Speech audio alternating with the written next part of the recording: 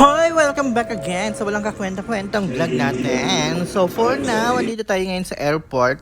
Sobrang tagal na ng bidyong ito, huwag kayong mag-alala. I-upload ko lang, sayang naman ang content for today. So I'm here sa Riyadh yata to. Hindi pala to airport, punyeta, nasa, alam mo yon yung sa station ng tren. Oo, parang tren to Busan. So, first time ko mag business class. Oh, nakakaloka ang yaman ng company na. First time ko mag business class and yes, kailangan subukan natin lahat ng amenities. Libreng coffee, tinapay, ganyan. And even the lounge, ha? Ang ganda ng lounge. Parang gusto kong matulog dyan eh. Actually, nakadalawang kape ako. Sayang naman yung espresso. Oo, nakadalawang kape ako dyan. Habang naghihintay ng tren, nag-iisip-isip. Tapos, yun lang, ano naman gagawin sa Qasim. So, dito, tinikman ko yung tinapay nila. Basta, masarap din siya. Masarap siya, actually. Hindi kagaya ng mga pang-business lounge ng Pilipinas. Pero to sobrang sarap. Parang mamahalin din yung mga tinapay nila. Anyway. So, tinikman ko lahat ng tinapay. Maski yung sandwiches na parang falafel saka shawarma. Parang ganun. Tinikman ko din, sobrang sarap. Hindi ko na napakita sa video kasi nilamon ko na bago ako nakapag-isip na mag-video. Itong mga sweets na lang na naisipan kong i-video. So medyo matagal-tagal din ako naghintay and talagang sinulit ko yung kape day. As in 2 kape. Gusto ko pang humirit ng 3 kasi kakarating na yung tren. And may libreng water din dyan, huwag kayo mag-ala. Nanguha ko ng 2 kasi nga libre. Mamahalin din nila yung water dito. Parang hindi basta hindi mumurahing water, mamahalin siya.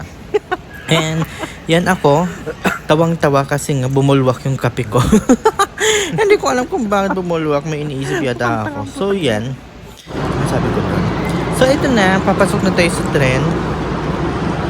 Pwede mag-video ha. Actually, may mga, hindi naman kita yung mga mukha. So andito na ako sa loob ng tren. Talagang parang eroplano din siya. Parang eroplano yung loob. O diba? Ang ganda. May CR dyan. And yung number ng upuan, may numbering kasi yan. Hanapin mo na lang yung upuan mo dyan. Hindi ka pwedeng basta na lang umupo kasi may numbers. O may yung mga upuan na yung pwedeng iikot pala. Pwedeng yung pag marami kayo, pwedeng pagharapin. So, dito ako sa nag-iisang ito, nakakaloka. Number 1 tong upuan na to and dito ako nakaupo kasama ang palad, walang katabi, which is good. Pwede ako matulog kasi natataas naman yung paa. Kaso sobrang hina ng aircon. Nakakaloka dito sa dulo. Pag nasa dulo pala mahinang aircon. Pinagsisihan ko din na nasa dulo ako. Na unang manguha ng ticket yung company namin. So, yes. Ayan. O, diba guys? Pinindot-pindot ko lang yan pero hindi ko talaga alam ang gamit. Ganon din ba kayo? Nung nasa labas na kayo ng Pilipinas, pinindot-pindot nyo na lang kahit hindi nyo alam yung gamit. O, ayan, diba? May hindi ko alam. And the best here is merong charger. Yun ang natuwa ko kasi nga manonood ako ng movie. And merong yan, desk, patungan ng fudangs, kasi sobrang liit. Hindi pantay sa sa taas. So, ayan, paalis na kami. And may palibreng coffee. Pwedeng gawa. Gawa is Arabian coffee, which is masarap. Sobrang sarap ng mga Arabian coffee. And ini-enjoy ko siya talaga pag minsan nga maliliit na baso lang yung binibigay nila, pero pinipili ko yung malalaking baso kasi wala lang, nag-enjoy ako sa Arabian coffee. So ito nga, may pamerienda pala sila pag business class, may mga paganyan. Hindi ko alam kung ano yung kinain ko. Pero nag-enjoy naman ako, naubos ko silang lahat kasi sayang. Oh, diba ga? No food waste. Ganon. So here na, diba? Ang maganda rin yung sceneries, lalo na dito, parang heaven siya, parang Mars, parang wala lang, parang maganda mag-stay dito, lalo na pag winter. And camping lang, sobrang ganda, masyado akong na-amaze dito. Tingnan natin, diba? Para kang talagang naglalakad lang or yung lumilipad pero sobrang sobrang light lang. Yung saktong makikita mo lang yung mga view. May mga nagka-camping dyan. Actually, hindi camping yan. Yung mga Bedouins. Bedouins yung mga nagpapastol-pastol ng mga tupa. And alam mo, yung mga ganyan. Yung parang sa Ilocos, yung mga sand dunes. Yan, may farm din dyan. Mga dates farm, may mga grass farm. Yung mga binebenta nilang pagkain ng camel.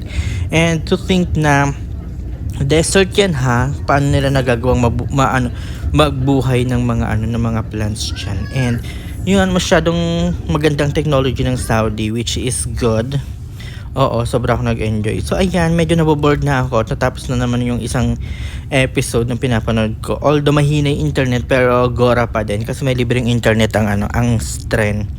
And nag-iisip na naman akong anong gagawin ko kasi may matagal-tagal pa rin naman yung oras ng gagugulin natin eh. So ayan, kagigising ko lang to ng mga time na to sa kakaidlip. Kasi ang biyahe is 3 hours, imagine, 'di ba? Kaya ko pang umidlip. So ayan, eto na, nakarating na ako ng Kazim. And look at my luggage. Ito yung mga yung hands-on. Anong hands-on? Hindi ko alam. Basta yung luggage ang nilalagay sa tuktok yun. So, makina lang ang laman nun. So, here na ako sa loob ng, papasok ng istasyon. And sobrang bongga, diba? Ang ganda ng architectural na. And look at my outfit. O, diba? Uniform ko yan actually. And shoes. And yes, may conveyor din dito sa train station for the luggage kasi may luggage ako. Sobrang ganda. And Biola, andito na ako sa house na super dirty. Oh, 'di ba? Buhay pa yung ko, yung Christmas tree kong binigay ng manager ng Aramco. And look at that, 'di ba? Ayoko na mag-talk, pero yes. Nung andito naman na ako, naglinis naman na sila. Actually, matagal na itong video and nasabihan ko naman na maglinis sila dahil dadating ang hari. Hari, ang prinsesa, ganon. So, naglinis naman na sila, malinis naman na ngayon. And I'm so happy na din kasi yung mga things ko meron pa. Diba? Yan, yung mga pamatay ng ipis, nandiyan nagkalat pa. And now, malinis naman na ngayon. So, nung naglinis kasi ako ng Very Light, naglinis na rin sila. Ganon talaga, may initiative na rin sila. So, yun lang. That's it. I miss the room. Thank you so much. Bye!